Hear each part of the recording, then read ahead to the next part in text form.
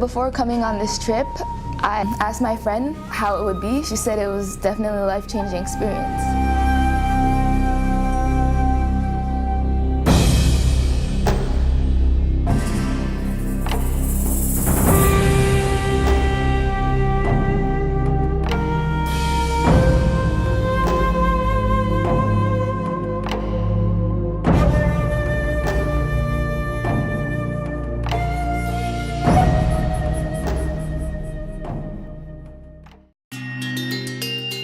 Each year, students from the state of Hawaii are given a chance through a generous grant from the Freeman Foundation to experience a culture much different from their own. 20 students from over 10 public high schools across the state went on the trip of a lifetime with the Pacific and Asian Affairs Council. 2.5 weeks traveling and learning about Vietnam. For many individuals, this journey would bring them thousands of miles away from home, removing everything familiar to them. A trip that was sure to change each and every student's perceptions. I thought Vietnam was just like any other third world countries that allow street children, some homeless people. I was really scared to come here. Like when I thought of Vietnam, I was expecting like war-torn cities with like jungles next to the mall or something. Each began the trip with their own idea of this foreign land, and soon every preconception was lost as they were met by an entirely new world. What they quickly discovered is that Vietnam is a place with much more ingenuity, brilliance, and spirit than they ever imagined. For over 1,000 years, Chinese dynasties ruled Vietnam. Their influence is evident from the architecture to religion to the culinary arts. Vietnam and China are forever linked. However, the nation's image is rapidly changing. Vietnam is a developing country, a nation under constant construction. The people are striving to rebuild their land and become a more advanced social and economical state that can participate in the global community. You see everywhere people doing work. You don't see people just chilling around. You go to Sapa, you go to Hoi An, where you see people working. Hanoi proved itself to be one of the busiest working cities in Vietnam. Coming in as the second largest populated area, Hanoi had much to offer. In just a few days, they visited Koto, Know One Teach One, an organization that trains former street children with marketable skills in the tourism industry. They also met at the United States Prisoners of War Attachment to learn about our country's dedication to bring home all the soldiers lost in the Vietnam War. The students had to adapt to a much faster pace as the group would frequently move from city to city and school to school. The high-speed trip was just an example of how quickly the nation moves every day. Here, it's like kids are like going to school every day for at least 6 days a week, from 7 to 4. Probably they have like cram classes. And taking from that experience, I think, I'm going to look at education in a whole another way. Education is a priority in Vietnam. In order to advance the lives of each individual, students must take on more than the traditional school courses. They are pushed to become fluent in English. My homestay partner has been taking English for 9 years, and he's my age, which means since he was around 7 or 8 years old, he was already learning another language. And right now, he's amazing at it. Many Vietnamese children begin lessons in English at an early age. During a stop in Hoi An, the PAC group was able to teach English to the children and engage in singing, coloring, and other fun activities. We had first graders, my group. They barely know enough Vietnamese, and we're trying to teach them English. They were just so eager to learn. They're really energetic and happy. They're really trying to learn like what we were teaching them, like just simple colors and stuff. Before leaving Oahu, the students decided to fundraise a minimum of $50 each. They easily surpassed their goal, raising over $1,800 that was used to buy countless notebooks and textbooks for 5 different schools.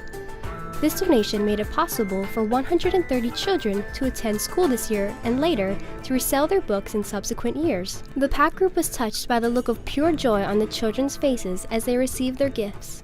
These touching moments will impact their lives forever and leave a legacy in Hoi An through the students who will be able to complete their education because of the PAC students' efforts.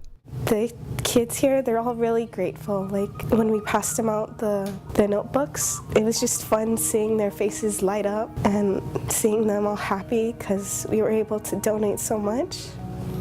And seeing those Hoi An kids, I can't ever look at money the same way again. Because for $5 I can get a cheeseburger.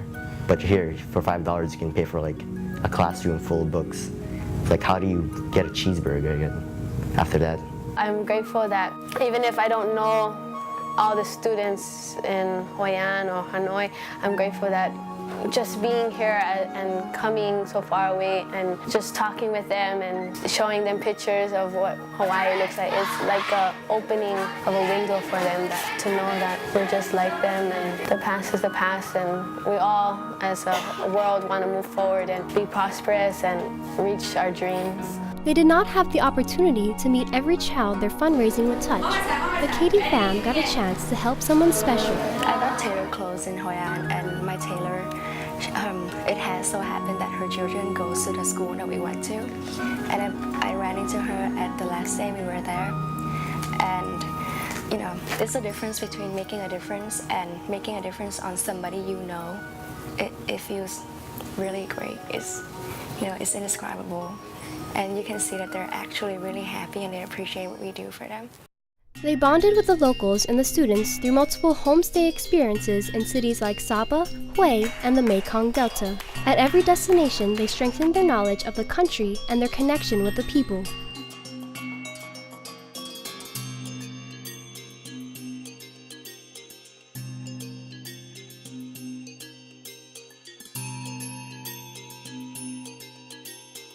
The group began to truly understand the land around them as they were introduced to many different environments and aspects of Vietnam. At Halong Bay, they climbed on deck for an adventure on boat. On the sea, they explored the World Heritage Site, home to many floating villages and cave expeditions. In Sapa, they were surrounded by rice paddies, mountains, and rivers. This short overnight stay gave them a glimpse of life in rural Vietnam. Each meal here was harvested from the fields around them and cooked in the native taste. Like seeing firsthand how they would harvest their rice in Sapa really made me appreciate that we could buy like 20-pound bags of rice. The blackout in Sapa was a minor setback, but there were other challenges students learned to overcome on the trip. Despite the communication gap, they moved beyond their differences. They built relationships that are more than words, shared through a special bond of actions and feelings. No longer would language be an issue, for they saw how truly alike they are. The kids, they value education just like us. They love their family just like us. They're not the war people that we learned about. As the trip was drawing an end, the group spent their last days in the heart of Vietnam, Ho Chi Minh City. But the students weren't just wandering the streets. They were crawling through tunnels, examining trapdoors, and discovering secrets of Vietnam's past. These stops at the War Remnants Museum, Cu Chi Tunnels, and the Reunification Palace were crucial destinations for the students to grasp the history of the nation. While in Ho Chi Minh City, their visit to Tai Binh High School gave the students an experience like no other. As thousands of people crowded together during a concert, they sat side by side, ready to enjoy each other's company and talent. The students from Hawaii and Vietnam shared the stage on multiple occasions that night as they immersed themselves in traditional and modern-day performances. One of the Sapa community leaders said that today we're strangers and tomorrow we're friends. That's practically how the whole trip was. Like, we would go from city to city, and at every school and at every place we would meet new people, and first they were strangers to us, and then all of a sudden we're all like laughing, talking. When it was time to say Tam Biet, everyone was disappointed that they could not take their new companions with them. Instead, they would bring back lessons that would last a lifetime. We're all going off to college, or going back to high school, going back to our clean bathrooms and our notebooks and our free education with the new experiences and new views on things, but we're still going to be friends and we're still going to see each other again. Hopefully we're still going to come back here, and this isn't going to be the last time we're in Vietnam. But now going to Vietnam and experiencing the country and the people, I have a new perspective about my Vietnamese classmates that I had, how I understand them more, like where they came from, their background, their struggles.